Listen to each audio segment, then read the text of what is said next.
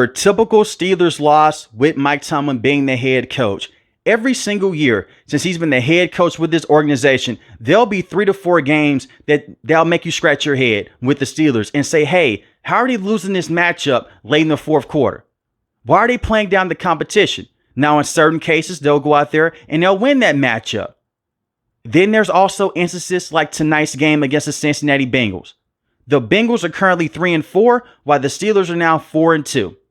And the Bengals won this matchup 33-31. Let's start off with the defense here with the Steelers. $179 million is being paid into this defense, and they could not get crucial stops on Joe Flacco tonight. He looked like prime Tom Brady throwing the football to Jamar Chase, and the same with T. Higgins over and over again. Joe Flacco was 31 of 47, 342 passing yards, 3 passing touchdowns, 0 interceptions. Jamar Chase was getting whatever he wanted whenever he wanted. 16 catches for 161 receiving yards, 1 receiving touchdown. T. Higgins, 96 receiving yards. He had a huge play late in this game that pushed him into field goal range on Jalen Ramsey. And Jalen Ramsey has been a very effective player in this secondary. You can make the case that he has been their best player on the back end of this defense, and he was getting toasted over and over again tonight. Joey Porter Jr., who has missed time this season. The secondary looks better without him because he's a holding machine. Now, Joey Porter Jr. is a solid corner, but he has so many penalties tonight on T. Higgins. He just tugs too much. And this continues to happen. This is going to be a problem with him long term. And this has been the one negative with him in his career. The holding penalties, pass interference. He needs to be better. Darius Slay, he's a solid number 3 cornerback at this stage of his career. And I've said this back to when they brought him in free agency. He's a rotational corner. You have Brandon Echols for a reason. They look good against the Minnesota Vikings and the same against the Cleveland Browns. But the Browns, they had a backup quarterback in Dylan Gabriel, who's a rookie. You were able to tee off on him and sack him 6 times. Against the Minnesota Vikings, you put a lot of pressure on Carson Wentz and that offensive line. They were beat up. They were banged up. They weren't fully healthy. And that's a backup quarterback in Carson Wentz. What can you do against elite level competition? Joe Flacco is not an elite quarterback. Joe Flacco is definitely not on the same level with quarterbacks like Justin Herbert, Patrick Mahomes, Joe Burrow, Lamar Jackson. So imagine what those quarterbacks would do to this defense if they're fully healthy moving forward. And that's the standard for the Steelers. You're a 4-1 entering tonight's matchup. And this is why I said in week 3, something's off about this team. And even last week, I said that there's a golden opportunity here, but they still need to make some changes to this roster. The offense is too slow right now. They don't have enough pass catchers on the outside of DK Metcalf to get things going down the field. This is a Bengals team right now. They had to call in Joe Flacco, similar to what the Browns did. But this case was different. He was already a starting quarterback for the Cleveland Browns. The Browns, they benched him because he was not a good starting quarterback for them. And they put in Dylan Gabriel. You have Coach Tomlin coming out making fun of Andrew Berry. Look at him now. Instead of worrying about what Andrew Berry does with the Cleveland Browns and what other teams do with their teams in terms of trades, worry about having your team prepared on a short week. Worry about your team and their rushing defense, which has been putrid this year. You have talent like Derek Harmon, who you drafted in the first round. And I know that he missed the first couple games dealing with an injury they suffered in the preseason against the Carolina Panthers. But you still have TJ Watt, Cameron Hayward, Patrick Queen, Peyton Wilson. The Cincinnati Bengals, they were terrible against in terms of running the football over and over again this season. Chase Brown had his best day on the ground against this team, 108 rushing yards on only 11 carries. Now, this is the Steelers defense. It's not an outlier here. This is what the numbers say, and this is the actual truth here. Regardless of what people say about the talent that they have, and they have immense talent on this defense. In week 1, 182 rushing yards allowed to the New York Jets. They've yet to win a football game this season. And you can say, hey, it's week 1. They're shaking off the cobwebs. They're very rusty. Okay, let's go to week 2 against the Seattle Seahawks. In that matchup, you allowed 117 rushing yards. Kenneth Walker III averaged 9 yards a carry in that matchup, just gashing the Steelers defense over and over again, and they could not get a stop. Against the New England Patriots, 119 rushing yards. If it wasn't for the 5 takeaways in that matchup, maybe they lose against the New England Patriots. But this rushing defense is not good enough. And it's not the players, it's the coaching. With Coach Tomlin, the head coach, and with Coach Austin, the defensive coordinator, they had a chance to move on from Coach Austin and to bring in Brian Flores to call defensive plays. But instead, they stuck with Coach Austin. Brian Flores was a former linebackers coach with this organization. He is by far a better defensive coordinator than Coach Austin. Now, the players, they do deserve some blame here.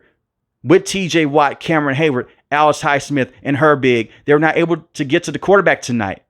Sometimes it just comes down to the players, but we rarely see them move TJ Watt around.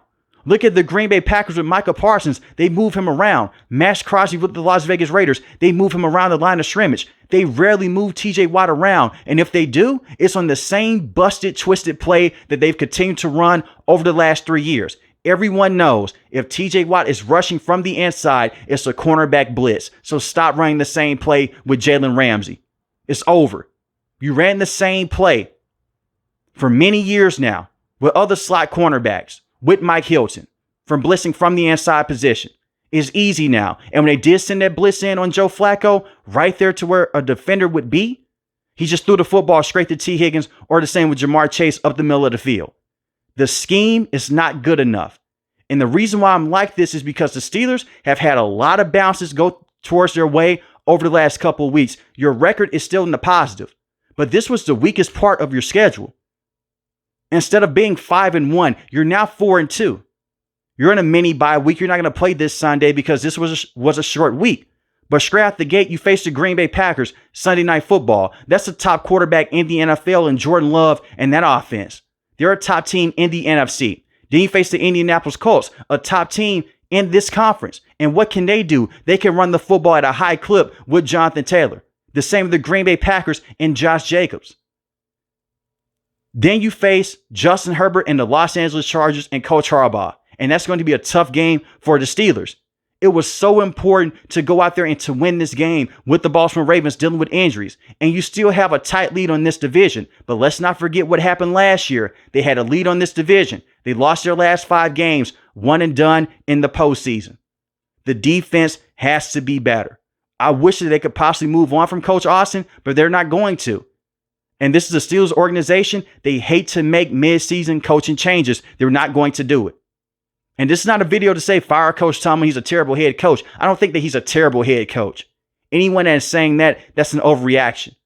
But the message is stale with the defense here.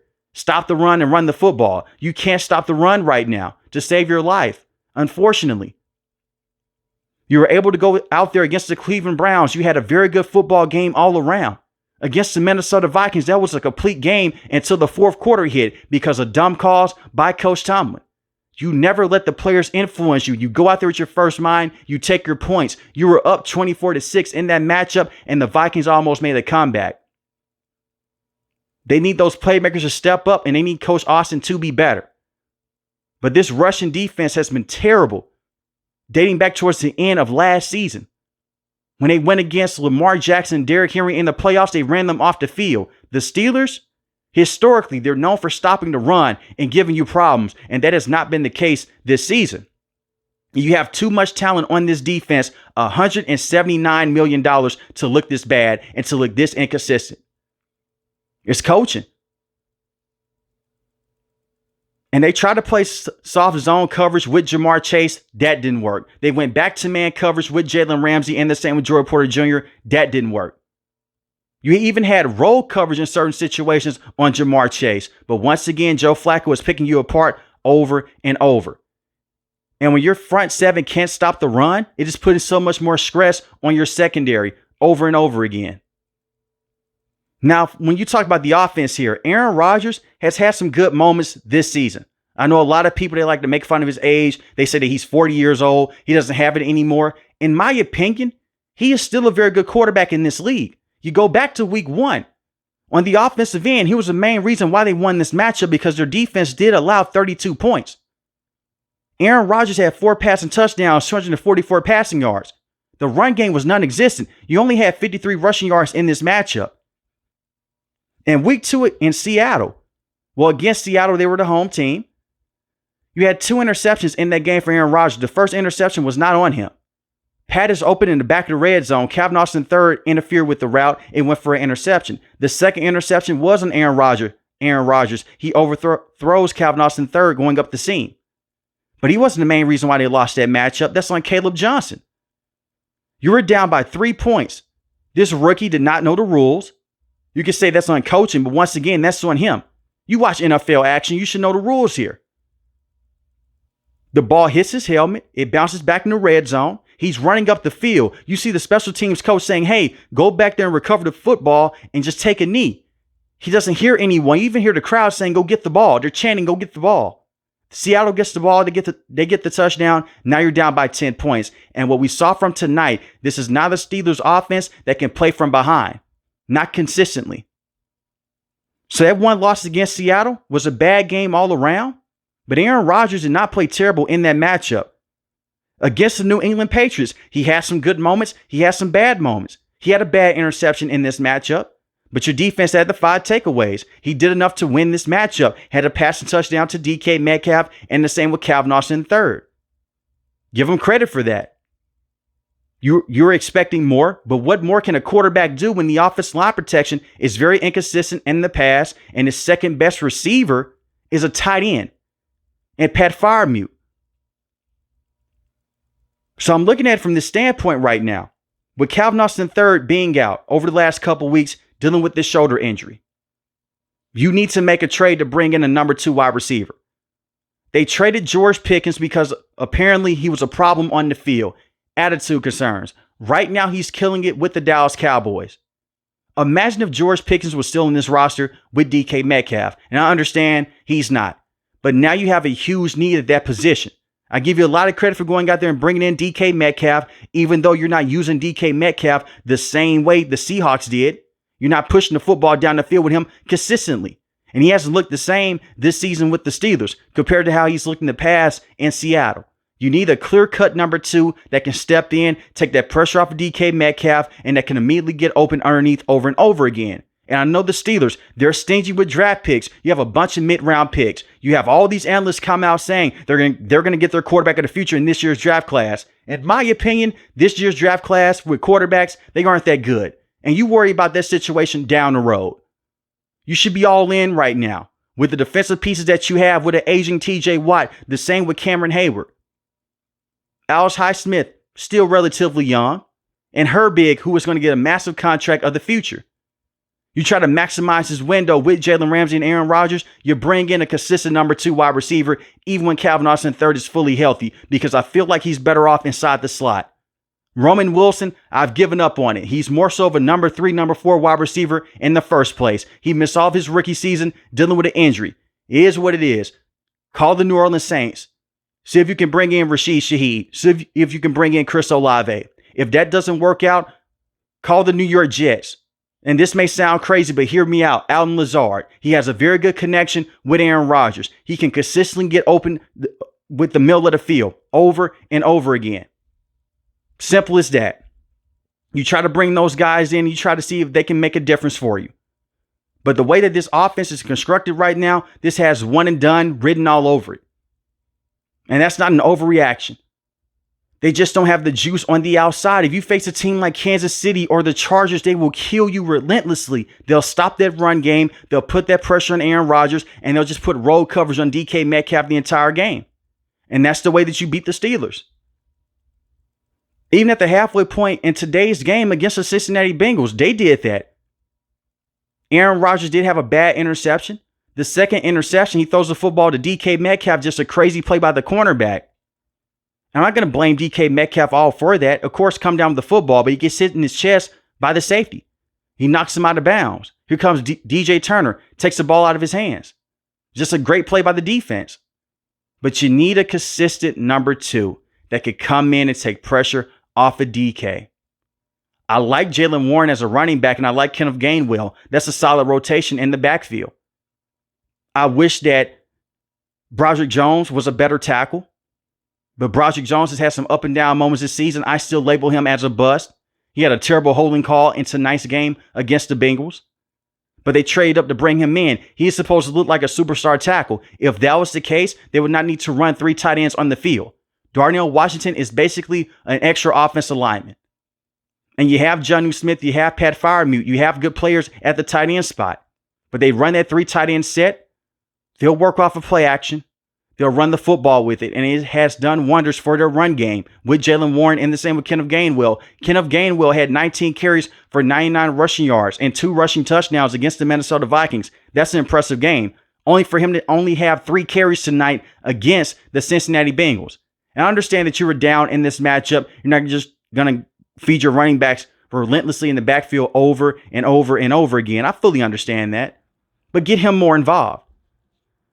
Your leading receiver was Pat, 2 receiving touchdowns, and the longest play of the day went for 68 yards.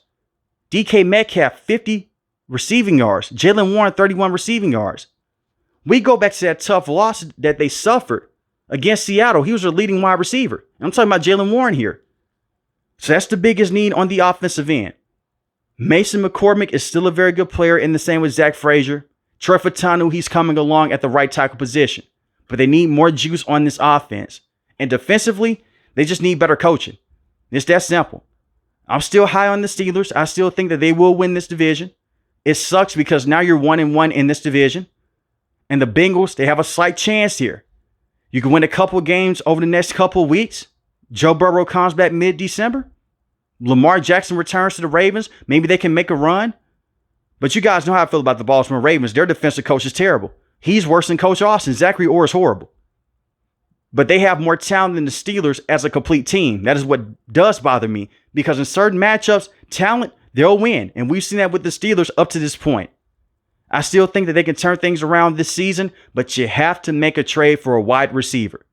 And the whole Chris Olave situation, I understand that he had a bunch of concussions in his career. Maybe don't want to bring him in. Rashid Shaheed, maybe the Saints don't give him up. But Allen Lazard, he's not doing much for the Jets right now. But everywhere he's been with Aaron Rodgers, he's been productive. And I'm not trying to make Allen Lazard seem like he's this Jerry Rice type of wide receiver. He's not. He's more so of a number 2, number 3 wide receiver. But when Aaron Rodgers is around, he gets the most out of him. They know each other very well. But let me know in the comment section below, how do you feel about the Steelers? If you're new to the channel, hit the subscribe button. If you like the video, hit the like button. Most importantly, I want each and every last one of you guys stay safe, stay positive. Thanks for the video, guys. God bless. Peace.